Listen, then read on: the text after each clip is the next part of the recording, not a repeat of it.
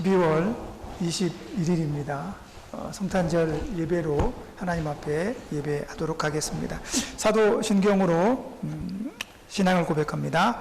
전능하사 천지를 만드신 하나님 아버지를 내가 믿사오며 그 외아들 우리 주 예수 그리스도를 믿사오니 이는 성령으로 잉태하사 동정녀 마리아에게 나시고 본디오 빌라도에게 고난을 받으사 십자가에 못 박혀 죽으시고 장사한 지 사흘 만에 죽은 자 가운데서 다시 살아나시며 하늘에 오르사 전능하신 하나님 우편에 앉아 계시다가 저리로서 산자와 죽은 자를 심판하러 오시리라. 성령을 믿사오며 거룩한 공회와 성도가 서로 교통하는 것과 죄를 사해 주시는 것과 몸이 다시 사는 것과 영원히 사는 것을 믿사옵나이다. 아멘. 기도하겠습니다. 하나님 감사합니다. 이번 주 성탄절이 있습니다. 예수께서 우리에게 오신 날을 기뻐하며 축하하며 또 기억하는 날입니다. 예수님께서 한 번 오셨는데 다시 오신다고 말씀하셨으니 우리는 예수의 다시 오시는 날을 기다립니다. 한평생 그렇게 그 긴 시간 동안 지금까지 기다렸습니다. 주님 속히 오시옵소서라고 고백했던 수많은 신앙인들처럼 우리도 그 가운데 있습니다. 그러나 어찌 보면 내가 하나님 앞에 가는 것이 더 빠를 수도 있겠다라는 생각도 듭니다. 그러나 우리는 소망합니다. 오늘이라도 지금이라도 예수님 오시면 두 팔 벌려 당신을 맞이할 것입니다. 그렇게 우리는 고백합니다.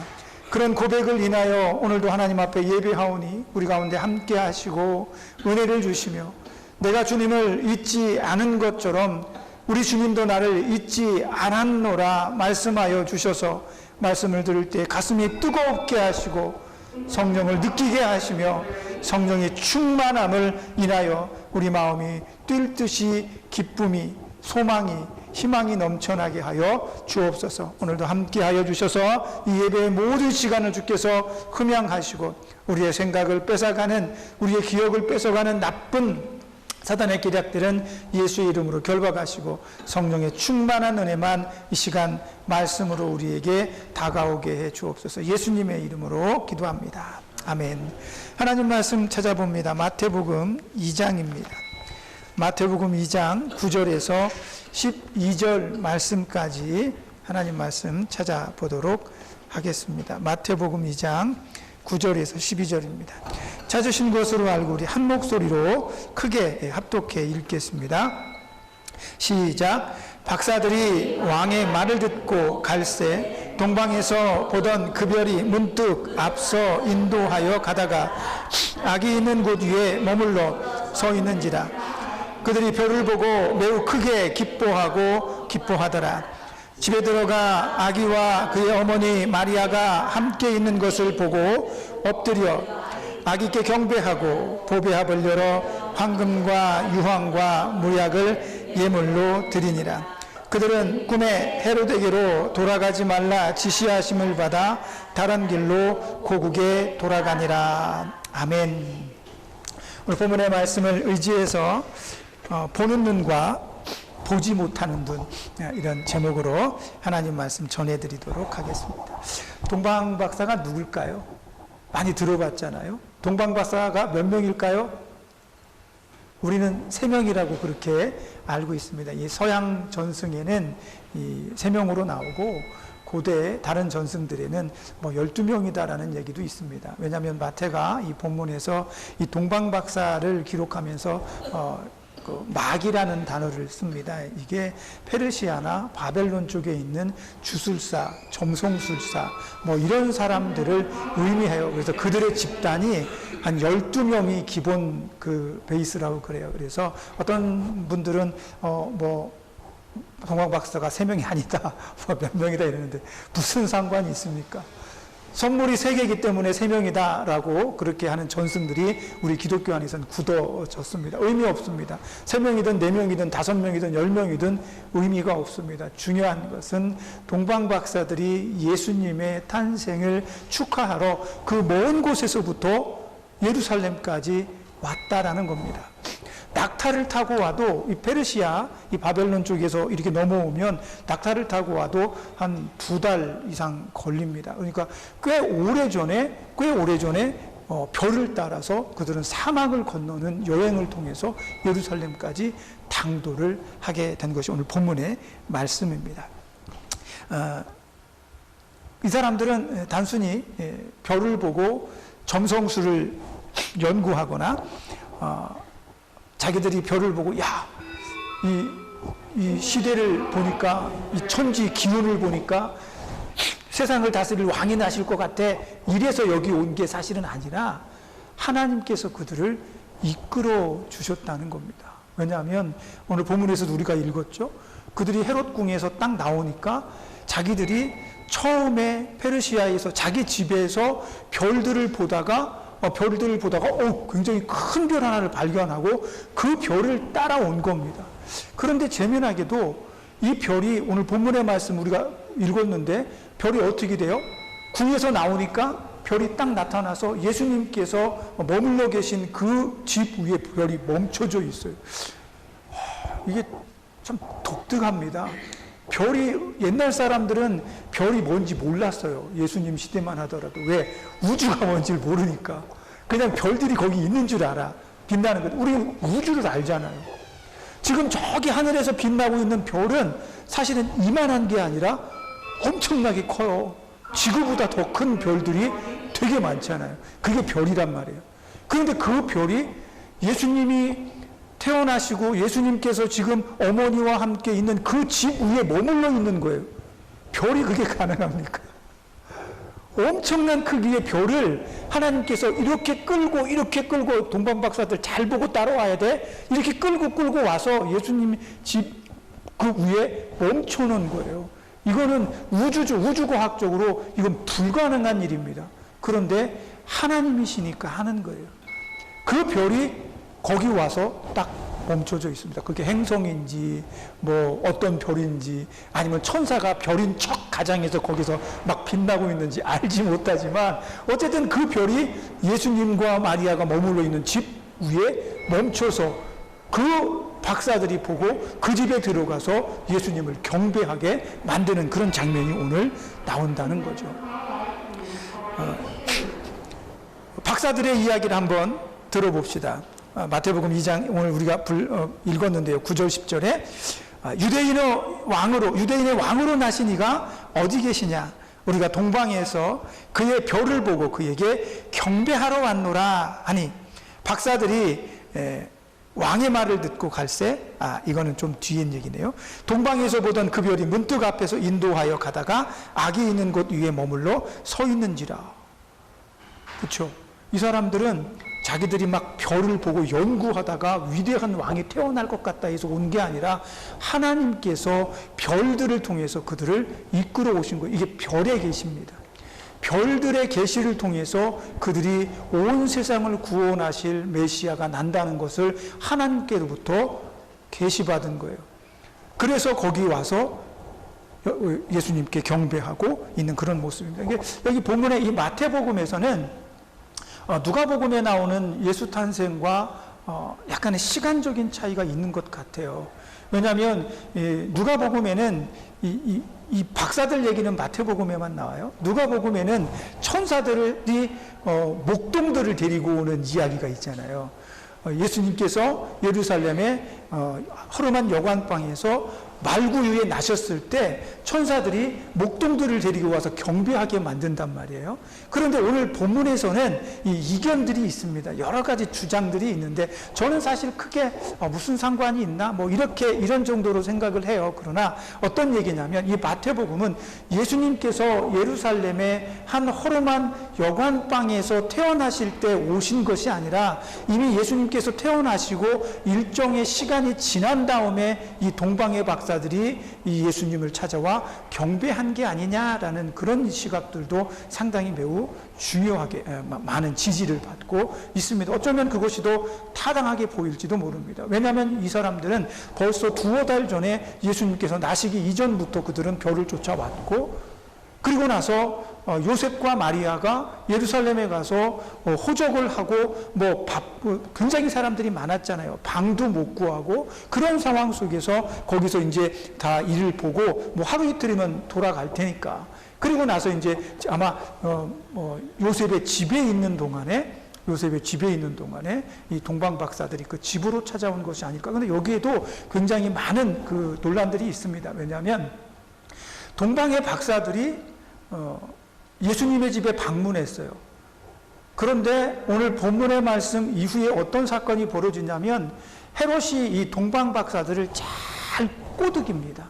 야, 너희들이 그 왕이 어디서 태어나는지 알아내거든 나에게도 곧바로 달려와서 알려줘. 왜? 나도 가서 경배하고 싶으니까. 이렇게 얘기를 합니다. 그리고 나서 헤롯 궁에서 나왔잖아요. 만약에 이 박사들이 요셉의 집에 갔다고 한다면 소문 금방 나지 않겠습니까? 누구든지 목격자가 있지 않겠습니까? 그러나 목격자를 찾지 못합니다. 그렇다면 요셉의 집이라는 한정된 공간에서 저기 동방 박사를 만났다면, 야, 동방에서 저 요셉의 아들이 태어났는데 저 동방에서 많은 저기 박사들이 예물을 가지고 왔대. 이런 소문이 동네에 예루살렘에 훅 퍼지지 않겠어요? 베들레헴의 작은 동네인데. 그런데 그런 소리는 별로 없습니다. 왜? 나중에 뒤로 가서 읽어보면 헤롯이 박사들한테 그렇게 잘 얘기했잖아요. 그런데 오늘 본문의 제일 마지막 절 12절에서 하나님께서 박사들의 꿈에 나타나서 뭐라고 말씀하세요? 그렇게 말씀하시는 거예요. 야, 너희들은 헤롯에게로 가지 말고 다른 길로 돌아서 너희 집으로 가라. 이렇게 하나님께서 또 계시를 주시는 겁니다.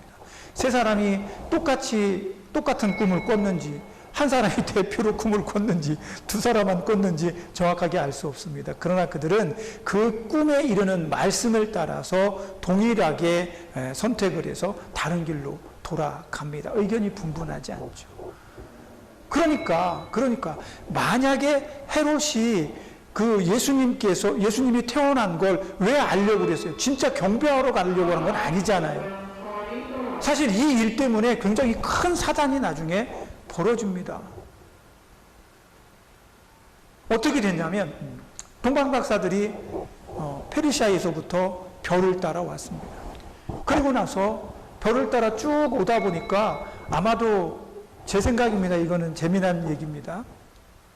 별이 막 올 때는 예수님께서 예루살렘 성에 있었겠죠. 왜? 호적하러 갔으니까. 그런데 거기까지 쭉 이제 그 예루살렘 성 근처까지 별이 쭉 가다가 이 사람들 동방 박사들이 예루살렘 성에 도착해서는 아마 별이 사라진 것 같아요. 사라졌어요. 그게 어디로 가야 될지 모르니까 동방 박사들이 예루살렘 성 안에 들어가서 유대인의 왕으로 나신 이가 어디 있습니까? 라고 사람들한테 물어보는 겁니다. 그랬더니 이 소리를 들은 예루살렘 성에 사는 사람들에게 일대 소동이 일어나요. 왕한테 직접 간 건 아닌 것 같아요. 소동이 일어나. 그러니까 웅성웅성 난리가 나고 막 사람들이 야, 도대체 왕이 어디서 태어났다는 거야? 무슨 소리야? 그렇지 않아도 이스라엘 백성들은 로마의 핍박으로부터 우리를 구원할 메시아를 기다리고 있는데 온 세상을 다스릴 메시아가 났다고 하니까 이 사람들이 좀 혼란스러웠겠죠. 이 혼란스러움이 헤롯 왕의 귀에까지 들어갑니다. 헤롯 왕도 깜짝 놀라서 박사들을 부르고 그리고 난 다음에 대제사장들과 서기관들을 불러서 야, 도대체 이 사람들 얘기가 무슨 얘기냐? 온 세상을 통치할 왕이 났다니 지금 내가 왕인데 그러니까 빨리 이게 어떻게 된 건지 한번 알아봐. 우리는 아들 난 적 없거든. 그래서 쭉 알아보니까 선지자의 말에 의하면 하나님께서 보내신 메시아는 베들레헴아 내가 작지 아니하도다. 내게서 한 다스리는 자가 나서 온 세상에 빛이 될 것이다. 이런 말씀을 이쪽에 선지자에게 주신 적이 있거든요. 그러니까 박사들에게 야, 이런 얘기들이 있어. 그래서 요지는 예루살렘 성 아니고 베들레헴에서 난대. 베들레헴. 너희가 한번 베들레헴에 가서 잘 둘러보고 나한테 꼭 얘기해 줘. 그런데 여기에서 한 가지. 이 별이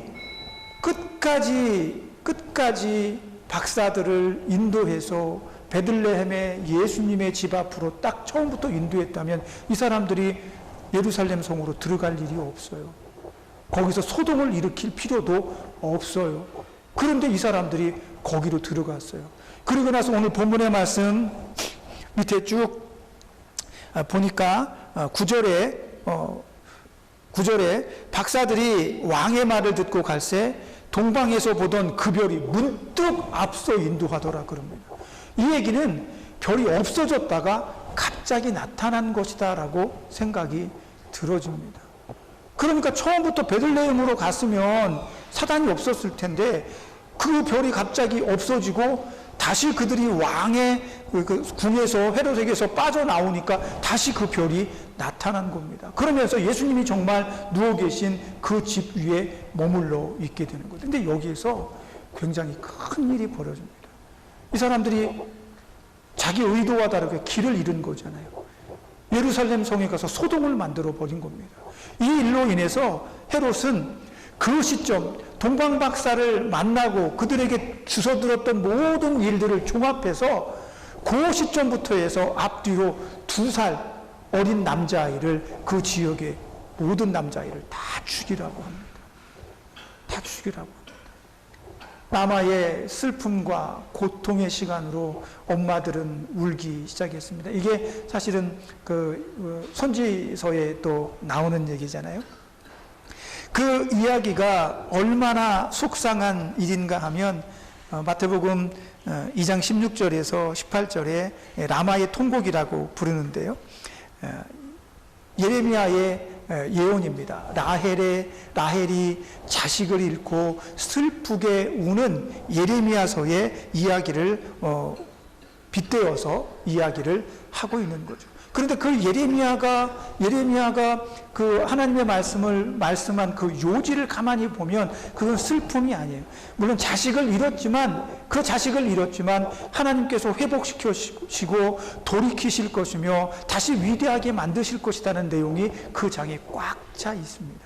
다만 그 말씀으로 인해서 오늘 본문에 나오는 헤롯이 이 엄청난 사륙을 벌이는 이 모든 일들이 말씀이 성취되었다라고 마태복음 기자는 오늘 본문 말씀 이후에 나오게 되는 겁니다.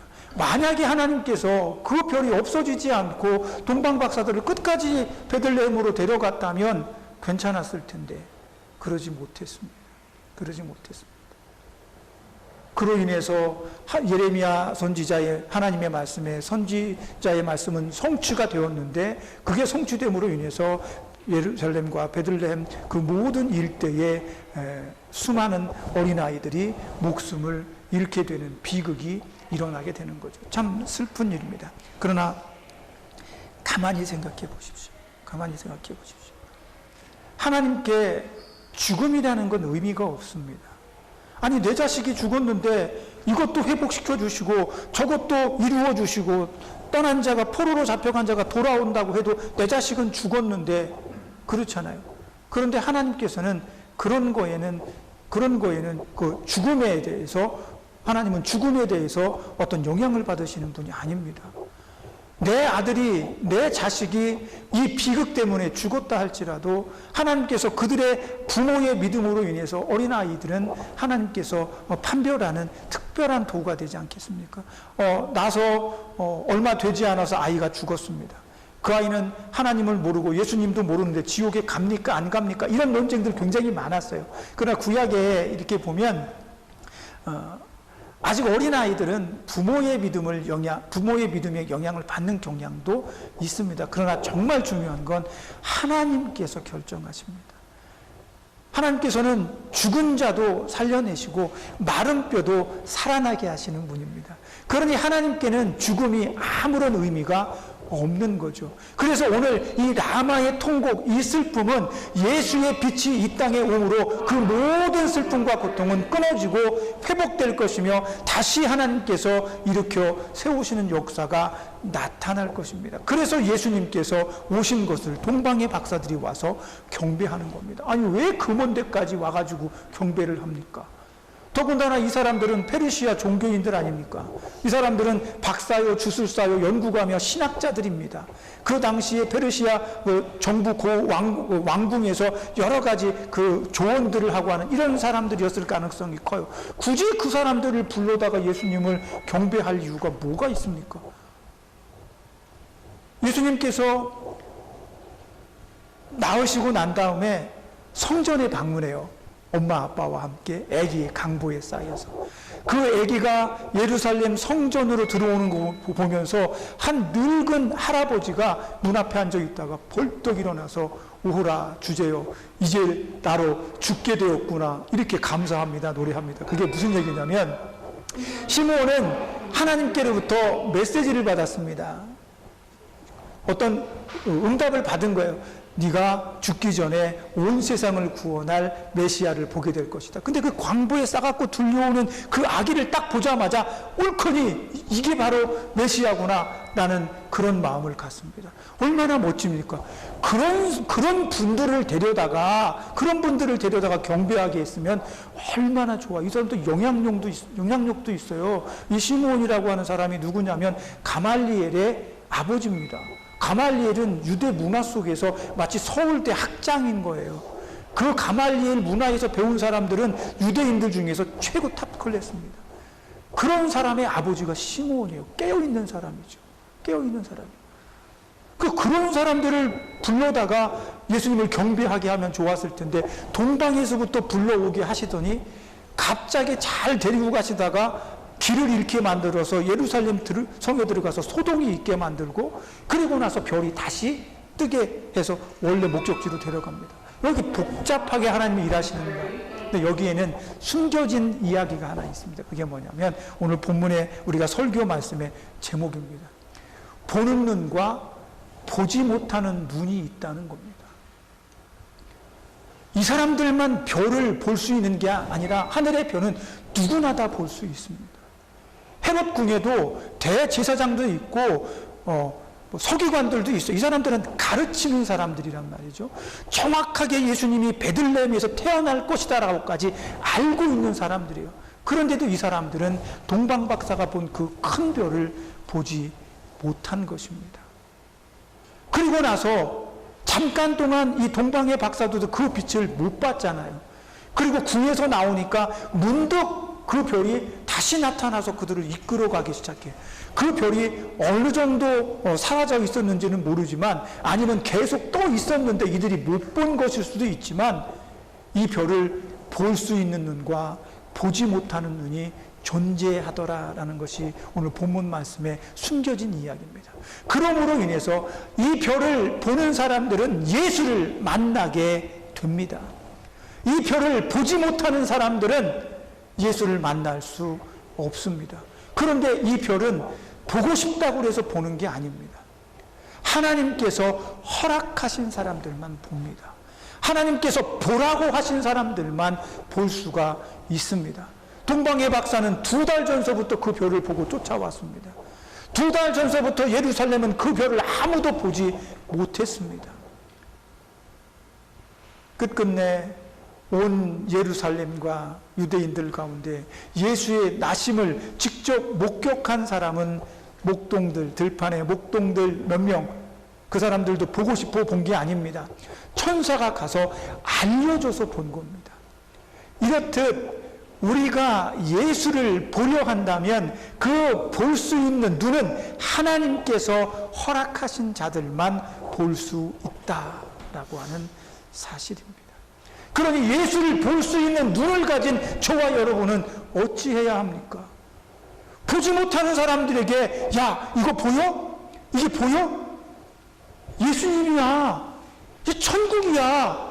내 영혼이 다시 영원히 살 수 있는 나라로 가는 거야 라고 자신 있게 말할 수 있어야 됩니다.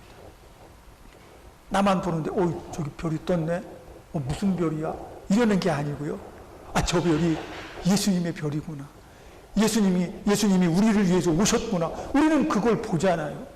2000년 전에 오신 예수님을 우리는 지금도 만나고 있습니다. 제가 처음에 개척해서 우리 집사님 가정 중에 남편이 굉장히 등치도 크고 얼굴도 막 남자답게 생겼어. 인상 한번 딱 쓰면 오줌 나올지도 몰라. 그렇게 막 남자답게 생기신 분인데 신앙생활 잘 열심히 안 해. 그러다가 금요 기도회에 부부가 같이 오라고 그래서 제가 예배 끝나고 한참 동안 같이 손 붙잡고 기도를 했습니다. 기도를 하니까 기도를 하던 중에 이 사람이 손을 자꾸만 이렇게 털고 빼고 그래. 그래 내가 더 세게 잡고 이렇게 기도했는데 지금도 신앙생활 잘합니다. 그때 뭐라고 그랬냐면 목사님하고 같이 기도하는데 손서부터 해서 뜨거운 게 막 쫙 올라와가지고 손을 잡고 있을 수가 없었다 이런 얘기를 해요. 나는 전혀 몰라요. 그런 거 전혀 저는 못 느꼈어요. 근데 그 사람은 그렇게 느꼈어요. 지금도 가끔 한 번씩 한국 가면 만나거든요. 그 친구가 그때 감격이 너무 좋아가지고 렌트카도 빌려주고 막 집도 잡아주고 막 그래요. 나이가 이제 한 50 됐을래나? 어쨌든 그래요. 하나님께서 허락하시지 않으면 우린 경험할 수 없습니다. 하나님이 허락하시지 않는데 예수님이 믿어질까요? 절대 그럴 수 없습니다. 오늘 동방의 박사들이 하나님께서 허락하셨으니까 보고 예수님께 나아왔습니다. 그리고 예수님을 경배했습니다. 그리고 하나님께서 그들의 꿈에 나타나서 너는 헤롯에게 가지 말고 돌아서 집으로 돌아가거라 그렇게 말씀하십니다. 하나님께서 함께 하시는 사람들이라면 하나님의 말씀에 귀를 기울여야 됩니다. 그래야 우리는 나태하고 게으르고 잠에 빠지는 어리석음을 버릴 수가 있어요. 오늘도 우리가 살아온 수십 년의 시간들 그 하루에 지나지 않습니다. 24일 크리스마스가 또 한 번 오겠죠. 그러나 그 시간은 지나가고 말 것입니다. 아무리 행복하고 즐거워도 크리스마스는 1년에 한 번이 지나가 버려요. 더 중요한 것은 예수께서 이 땅에 오시고 조용히 오시고 예루살렘성 아무도 모르게 오셨는데 몇몇 사람들한테는 알려줬다는 얘기입니다. 저와 여러분이 예수의 이름이 구원의 이름이라는 걸 알 수 있도록 알려주시고 믿게 하신 것처럼 하나님의 일은 하나님이 허락하시는 사람들만 볼 수가 있습니다. 그러니 행복하셔야 됩니다. 감사하셔야 됩니다. 비록 내 몸이 아프고 연약하고 여기 노년에 이렇게 여기 위탁해서 우리가 돌봄을 당하고 있지만 그래도 여러분은 하나님께서 그 엄청난 우주의 비밀을 알게 하신 분들이라는 겁니다. 그 비밀을 위해서 혼자만 기뻐하지 마시고 할 수 있는 대로 기도하십시오. 할 수 있는 대로 여러분 자녀와 사랑하는 사람들을 위해서 눈물을 흘리십시오. 마지막 눈물 그 가져가서 뭐 하시게? 천국 가시면 못 흘려 눈물을. 여기서 다 흘리고 가셔. 여기서 울고 싶어 울어줄 수 있는 사람이 있으면 울어주시고 그들을 위해서 눈물 뿌리며 기도하실 수 있으면 기도 여기서 하셔야 됩니다. 천국 가면 이미 됐습니다. 이미 천국 가버리셨잖아. 물론 천국에 가서도 예수님 바지끄레기를 붙잡고 아이고 예수님 우리 아들 좀 어떻게 이러실 수 있는지는 잘 모르겠어요. 그러나 하나님께서는 지금 여러분과 저에게 하나님께서 보게 하신 눈이 있다는 겁니다. 그 볼 수 있는 눈으로 이 한 주간도 여러분 누군가를 위해서 기도하시고 누군가를 위해서 애틋한 마음으로 품어주시고 옆에 있는 우리 사랑하는 성도들 얼마 없지만 천국 가면 분명히 다시 만납니다. 우리 옛날에 그 병원에서 만났어요. 분명히 이럴 수 있습니다. 지금 잘 하세요. 옛날에 예배 드리는데 눈 이렇게 흘겨갖고 나 마음이 상했어요. 이러면 안 되잖아.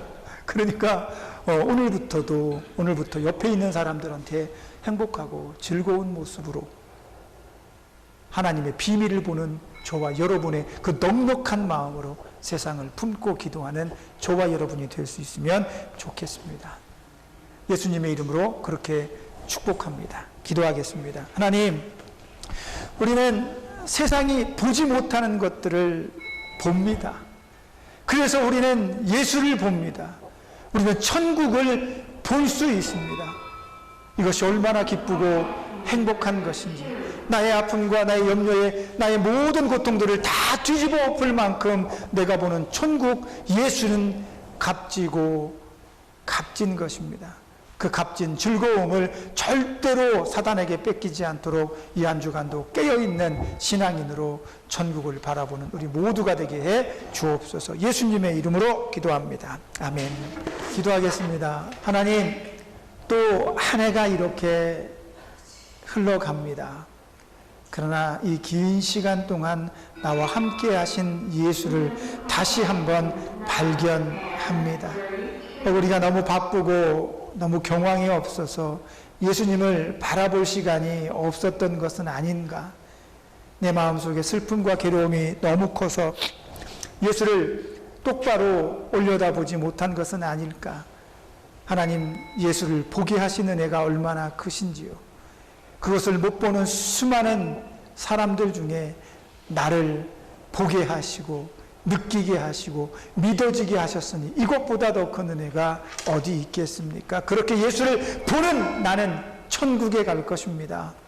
그러니 그 즐거움과 기쁨 사단에게 빼앗기지 않게 하시고 예수를 그 보는 특별한 눈을 내 것이 아니라 기도를 통해 다른 영혼들을 위한 기도가 되는 아름다운 축복으로 사용하게 하여 주옵소서. 이 한 주간도 그렇게 살 수 있도록 성령님 붙들어 주시고 이끌어 주옵소서. 예수님의 이름으로 기도합니다. 아멘. 이제는 우리를 죄에서 구속하여 주신 예수 그리스도의 구속의 은혜와 하나님 아버지의 크신 사랑하심과 성령님의 감동 감화 내주하시며 교통하시는 은혜의 역사가 날마다 예수를 보는 눈으로, 날마다 나에게 주신 천국의 집을 소망하는 눈으로 살고자 원하는 여기 모인 당신의 자녀들 머리 위에, 저들이 사랑하는 가족들과 저들을 치료하고 돕는 이 병원의 모든 손길들 머리 위에, 우리가 사랑하는 이 나라 이 민족 위에 이제로부터 영원까지 함께 있을지어다. 아멘.